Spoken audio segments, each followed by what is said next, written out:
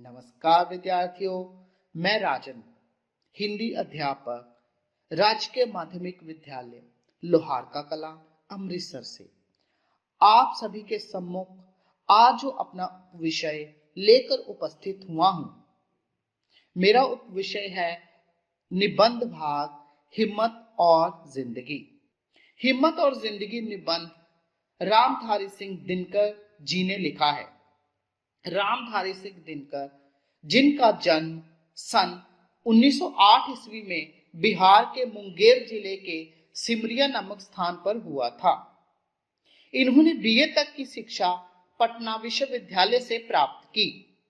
इन्होंने सीतागढ़ी में सब रजिस्ट्रार के पद पर कार्य किया। सन 1952 से 1964 तक दिनकर जी राज्यसभा के सदस्य भी रहे। 1964 में ये भागलपुर विश्वविद्यालय के उप कुलपति के पद पर नियुक्त हो गए। कई वर्ष दिनकर जी भारत सरकार के हिंदी सलाहकार भी रहे। इनकी रचनाओं में राष्ट्रीयता तथा विश्व बंधुत्व की भावना विशेष रूप से मिलती है। आरंभ में इन्होंने कुछ रचनाएं छायावादी रंग में लिखी, परंतु बाद में इनका स्वर सामाजिक चेतना से जा जुड़ा। इनकी चर्चित कृतियों में कुरुक्षेत्र, रश्मिरथी तथा उर्वशी का नाम उल्लेखनीय है। गद्य रचनाओं में संस्कृति के 4 अध्याय खूब चर्चा का विषय रही है। इनकी शैली ओज, प्रवाह, अनुभूति और संवेदना के तत्वों से युक्त रही है। इनकी मृत्यु 1974 ईस्वी में हुई। प्रस्तुत निबंध हिम्मत और जिंदगी जीवन की उस सत्य को लेकर चलता है जिसके अनुसार हिम्मत, मेहनत, साहस, कर्मठता आदि तत्व ही हमारी सफलता का आधार बिंदु हैं। मेहनत सफलता की कुंजी है। हमें जीवन में चुनौती स्वीकार करनी चाहिए। हिम्मत हार कर हम जीवन नहीं जी सकते। जोखिम उठाकर आगे बढ़ना यही मनुष्य की पहचान है। दुख सुख, असफलता सफलता, गमी खुशी को समान दृष्टि से देखना चाहिए, तभी हम जीने की कला सीख सकते हैं। मैं पथिक हूं, पथ मेरा बस कर्म सिखलाता मुझे। सत्य जो हृदय में है वो ध्येय दिखलाता मुझे। माना शक्ति है बुझा में, ज्ञात मुझको है मगर मैं धरा पर उस गगन को उतार तो सकता नहीं, किंतु हूं मानव मैं फिर भी हार तो सकता नहीं, मैं हार तो सकता नहीं। तो ये है निबंध हिम्मत और जिंदगी।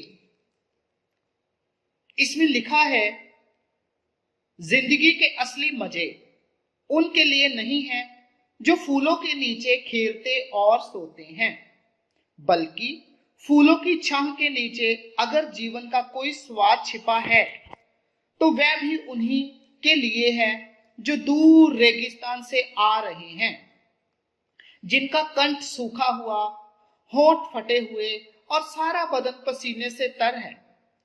पानी में जो अमृत वाला तत्व है उसे वह जानता है जो धूप में खूब सूख चुका हो, वह नहीं जो रेगिस्तान के वश में कभी पड़ा ही ना हो। सुख देने वाली चीजें पहले भी थी और अब भी हैं। फर्क यह है कि जो सुखों का मूल्य पहले चुकाते हैं उनके मजे बाद में लेते हैं, उन्हें स्वाद अधिक मिलता है। जिन्हें आराम आसानी से मिल जाता है उनके लिए आराम ही मौत है। किसी कवि ने लिखा है, बख्शा है ठोकरों ने संभलने का हौसला, बख्शा है ठोकरों ने संभलने का हौसला, हर ठोकर मेरे ख्याल को गहराई दे गई। तो विद्यार्थियों, जो लोग पांव भीगने के खौफ से पानी से बचते रहते हैं, समुद्र में डूब जाने का खतरा उन्हीं के लिए है। लहरों में तैरने का जिन्हें अभ्यास है वह मोती लेकर बाहर आ ही जाएंगे। चांदनी का ताजगी और शीतलता का आनंद वह मनुष्य लेता है जो दिन भर धूप में थक कर लौटा हो, जिसके शरीर को अब तरलाई की जरूरत महसूस होती है, जिसके शरीर को अब तरलाई की जरूरत महसूस होती है, और जिसका मन यह जानकर संतुष्ट है कि दिन भर का समय उसने किसी अच्छे काम में लगाया है। तो किसी ने लिखा है कि कोई भी लोहे को नष्ट नहीं कर सकता, मनुष्य की मानसिकता ही उसे बर्बाद करती है। तो इसलिए विद्यार्थियों, हर मनुष्य को, हर विद्यार्थी को अपनी मानसिकता को अपने वश में करना होगा। इसके विपरीत वह आदमी भी है जो दिन भर खिड़कियां बंद करके पंखों के नीचे छुपा हुआ है, और अब रात में उसकी सेज बाहर चांदनी में लगाई गई है। भ्रम तो शायद उसे भी होता होगा कि वह चांदनी के मजे ले रहा है, लेकिन सच पूछिए तो वह खुशबूदार फूलों के रस में दिन रात सड़ रहा होता है। लुत्फ उठा रहा हूं भी, सुख दुख की आंख मिचोली का, मिलेगी कामयाबी, हौसला कमाल का लिए बैठा हूं। तो उपवास और संयम ये आत्महत्या के साधन नहीं है। भोजन का असली स्वाद उसी को मिलता है जो कुछ दिन बिना खाए भी रह सकता है। कहते हैं बड़ी चीजें बड़े संकटों में विकास पाती हैं, अर्थात पहले और सबसे बड़ी जीत अपने आप को जीतना है। भविष्य आपको जीत ले ये सभी चीजों में सबसे शर्मनाक और घिनौनी है। इसीलिए बड़ी हस्तियां बड़ी मुसीबतों में पलकर दुनिया पर कब्जा करती हैं।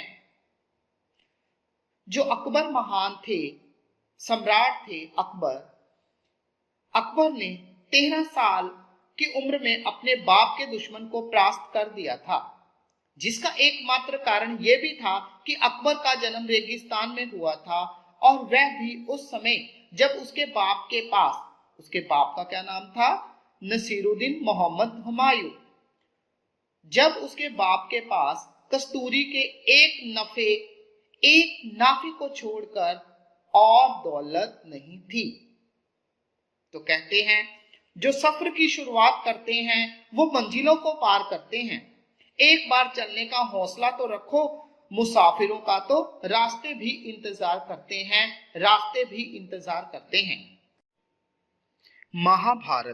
महाभारत में देश के प्राय अधिकांश वीर कौरवों के पक्ष में थे, मगर फिर भी जीत पांडवों की हुई, क्योंकि उन्होंने लक्षागृह की मुसीबत झेली थी, वनवास के जोखिम को पार किया था।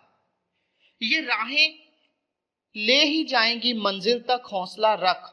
ये राहें ले ही जाएंगी मंजिल तक, हौसला रख। कभी सुना है कि अंधेरों ने सवेरा होने ना दिया? तो विद्यार्थियों, महाभारत के बारे में आपको थोड़ा सा बता दूं कि महाभारत भारत की सांस्कृतिक धरोहर का एक अनुपम महाकाव्य है, जिसकी रचना वेदव्यास जी ने की। इस ग्रंथ को हिंदू धर्म में पंचम वेद भी माना जाता है। कहा जाता है कि महाभारत का वास्तविक नाम जय था। तत्पश्चात इसे भारत नाम से भी पुकारा गया, और भारत वंश की गाथा होने के कारण बाद में यह महाभारत के नाम से प्रसिद्ध हुआ। और मैंने इसमें आपको बताया था कि कौरव और पांडव। तो कौरव कौन थे? कौरव महाभारत में हस्तिनापुर नरेश, धृतराष्ट्र और गांधारी के पुत्र थे। ये गिनती में 100 थे तथा राजा कुरु के वंशज थे। सभी कौरवों में दुर्योधन सबसे बड़ा था, जो कि बहुत ही जिद्दी था। और पांडव महाभारत के मुख्य पात्र हैं। पांडव 5 भाई थे: युधिष्ठिर, भीम, अर्जुन, नकुल और सहदेव। पांडवों के पिता का नाम पांडु था। पांडु की 2 पत्नियां थी, कुंती तथा माद्री। युधिष्ठिर, भीम और अर्जुन की माता कुंती थी, और नकुल एवं सहदेव माद्री के पुत्र थे। और इसमें मैंने आपको बताया कि लक्षागृह क्या था। लक्षागृह दुर्योधन के मामा शकुनी ने लक्ष्य लाक्ष मतलब लाख, लाख से बने हुए घर जिसे लाक्षागृह कहा गया है, में पांडवों को भेजकर उन्हें जलाकर मारने का प्रयत्न किया, किंतु अपने काका विदुर की मदद व सूझबूझ से वे उस जलते हुए गृह से बच निकले। तो इनमें साहस था, जिस वजह से ये मुसीबत को झेलकर आगे बढ़े। तो कहते हैं जिंदगी की दो सूरतें हैं, एक तो यह कि आदमी बड़े बड़े मकसद के लिए कोशिश करे, जगमगाती हुई जीत पर पंजा डालने के लिए हाथ बढ़ाए, और अगर असफलताएं कदम कदम पर जोश की रोशनी के साथ अंधियाली का जाल बन रही हो, तब भी वह पीछे को पांव ना हटाए।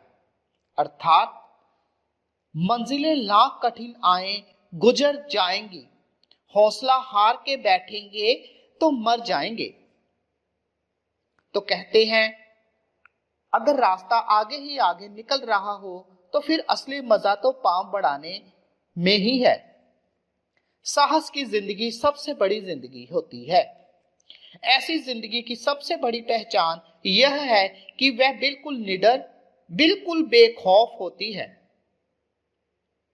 साहसी मनुष्य की पहली पहचान है कि वह इस बात की चिंता नहीं करता कि तमाशा देखने वाले लोग उसके बारे में क्या सोच रहे हैं। जनमत की उपेक्षा करके जीने वाला आदमी दुनिया की असली ताकत होता है, और मनुष्यता को प्रकाश भी उसी आदमी से मिलता है। अड़ोस पड़ोस को देखकर चलना यह साधारण जीव का काम है।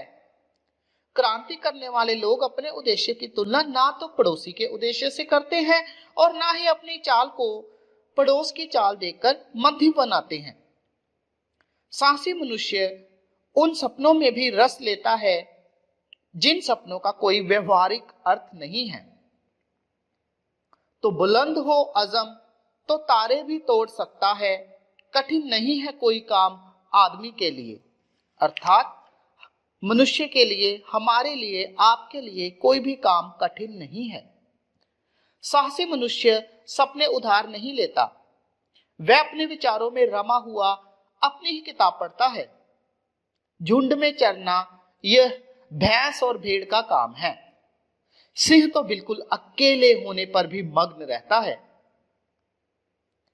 जिंदगी को ठीक से जीना हमेशा ही जोखिम झेलना है, और जो आदमी सकुशल जीने के लिए जोखिम को हर जगह पर एक घेरा डालता है, वह अनंतः अपने ही घेरे के बीच कैद हो जाता है और उसे जिंदगी का कोई मजा नहीं मिल पाता, क्योंकि जोखिम से बचने की कोशिश में असल में उसने जिंदगी को ही आने से रोक रखा है। जिंदगी से अंत में हम उतना ही पाते हैं जितना कि उसमें पूंजी लगाते हैं। ये पूंजी लगाना जिंदगी के संकटों का सामना करना है, उसके उस पन्ने को उलट कर पढ़ना है जिसके सभी अक्षर फूलों से नहीं, कुछ अंगारों से भी लिखे गए हैं। जिंदगी का भेद कुछ उसे ही मालूम है जो यह जानकर चलता है कि जिंदगी कहीं भी खत्म ना होने वाली चीज है। अरे ओ जीवन के साधकों, तुम निचली डाल पर फल तोड़कर लौटे जा रहे हो, तो फिर फुनगी पर का वह लाल लाल आम किसके वास्ते है? अरे ओ जीवन के साधकों, अगर किनारे की मरी हुई सीपियों में ही तुम्हें संतोष हो जाए तो समुद्र के अंतराल में छिपे हुए मौक्तिक कोश को कौन बाहर निकालेगा? दुनिया में जितने भी मजे बिखेरे गए हैं उनमें तुम्हारा भी हिस्सा है। वह चीज भी तुम्हारी हो सकती है जिसे तुम अपनी पहुंच के परे मानकर लौटे जा रहे हो। कामना का अंचल छोटा मत करो, जिंदगी के फल को दोनों हाथों से दबाकर निचोड़ो। रस की निर्झरी तुम्हारे बहाए भी बह सकती है। तो चलिए अब हम इसके अभ्यास की तरफ चलते हैं। सबसे पहले अभ्यास में इसके शब्दार्थ हैं। शब्दार्थ पहला शब्द है कंठ, और कंठ का अर्थ है गला। आगे है खौफ, खौफ का अर्थ क्या होता है? डर। उपवास, उपवास का अर्थ है व्रत या भोजन का त्याग। लाक्षागृह, मैंने आपको पहले ही बताया था कि लाक्षागृह है लाख का बना घर। बेखौफ, बेखौफ क्या होता है? निडर। अंतराल में, अंतराल में का क्या अर्थ होगा? बीच में। प्रास्त, प्रास्त का अर्थ क्या है? पराजित। मध्यम, मध्यम हल्का। जनमत, जनमत का अर्थ होगा लोगों की राय। अगला शब्द है जोखिम। जोखिम क्या होता है? हानि या घाटे की संभावना या खतरा या कोई संकट। अगला शब्द है मौक्तिक कोश। मौक्तिक कोश मतलब मोतियों का खजाना। तो आगे हमारे पास अभ्यास है विषय बोध। इसमें जो पहला प्रश्न है, निम्नलिखित प्रश्नों के उत्तर एक या दो पंक्तियों में दीजिए। तो इन प्रश्नों के उत्तर अब हम करेंगे। पहला प्रश्न है, सुख का स्वाद किन लोगों को अधिक प्राप्त है? सुख का स्वाद किन लोगों को अधिक प्राप्त है? तो इसका उत्तर है जो सुखों की परवाह किए बिना उनका मूल्य पहले चुकाते हैं और उनके मजे बाद में लेते हैं, उन लोगों को सुख का स्वाद अधिक प्राप्त होता है। अगला प्रश्न, लेखक के अनुसार किन लोगों के लिए आराम ही मौत है? तो इसका उत्तर है जिन लोगों को आराम आसानी से मिल जाता है, उन लोगों के लिए आराम ही मौत है। अगला प्रश्न, अकबर ने कितने वर्ष की उम्र में अपने पिता के दुश्मन को हराया था? तो इसका उत्तर है अकबर ने मात्र 13 वर्ष की उम्र में अपने पिता के दुश्मन को हराया था। फिर सुनिए, अकबर ने मात्र 13 वर्ष की उम्र में अपने पिता के दुश्मन को हराया था। अगला प्रश्न, महाभारत का युद्ध किन किन के मध्य हुआ था? तो उत्तर है महाभारत का युद्ध कौरवों और पांडवों के मध्य हुआ था। अगला प्रश्न है, महाभारत के युद्ध में पांडवों की जीत का क्या कारण था? तो इसका उत्तर है महाभारत के युद्ध में पांडवों की जीत का कारण यह था कि उन्होंने लक्षाग्रह की मुसीबत झेली थी, वनवास के जोखिम को पार किया था। अगला प्रश्न है, साहसी व्यक्ति की पहली पहचान क्या है? तो उत्तर है साहसी मनुष्य की पहली पहचान यह है कि वह इस बात की चिंता नहीं करता कि तमाशा देखने वाले लोग उसके बारे में क्या सोच रहे हैं। अगला प्रश्न है, लेखक के अनुसार साधारण जीव कौन से लोग हैं? तो इसका उत्तर है लेखक के अनुसार जो लोग अड़ोस पड़ोस को देखकर चलते हैं वो साधारण जीव होते हैं। अगला प्रश्न, लेखक ने किन्हें क्रांति करने वाले लोग कहा है? तो इसका उत्तर है जो लोग अपने उद्देश्य की तुलना ना तो पड़ोसी के उद्देश्य से करते हैं और ना ही अपनी चाल को ही पड़ोस की चाल देखकर मध्यम बनाते हैं, वो क्रांति करने वाले लोग होते हैं। तो विद्यार्थियों, ये थे एक या दो पंक्तियों वाले प्रश्न उत्तर। अब हमारे पास है निम्नलिखित प्रश्नों के उत्तर 3 या 4 पंक्तियों में दीजिए। तो इसमें प्रश्न है, लेखक के अनुसार नींद तथा भोजन का वास्तविक आनंद किन्हें मिलता है? फिर सुनिए, लेखक के अनुसार नींद तथा भोजन का वास्तविक आनंद किन्हें मिलता है? तो इसका उत्तर है, लेखक के अनुसार नींद का वास्तविक आनंद वह मनुष्य लेता है जो दिन भर धूप में थक कर लौटा हो, तथा भूख का असली स्वाद उसी मनुष्य को मिलता है जो कुछ दिन बिना खाए भी रह सकता है। अगला प्रश्न है, जीवन में असफलताएं मिलने पर भी साहसी मनुष्य क्या करता है? तो इसका उत्तर है, जीवन में असफलताएं मिलने पर भी साहसी मनुष्य के कदम डगमगाते नहीं। वह उन असफलताओं का मनन करता है और सफल न होने का कारण ढूंढकर पुनः आगे बढ़ने का प्रयास करता है। अगला प्रश्न है, जिंदगी में जोखिम से बचने के कारण क्या हानि होती है? जिंदगी में जोखिम से बचने के कारण क्या हानि होती है?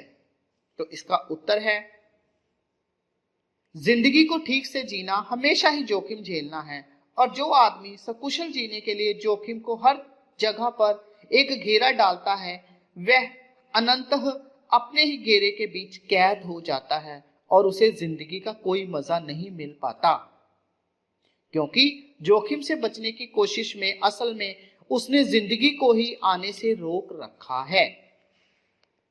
ये थे 3 या 4 पंक्तियों वाले उत्तर।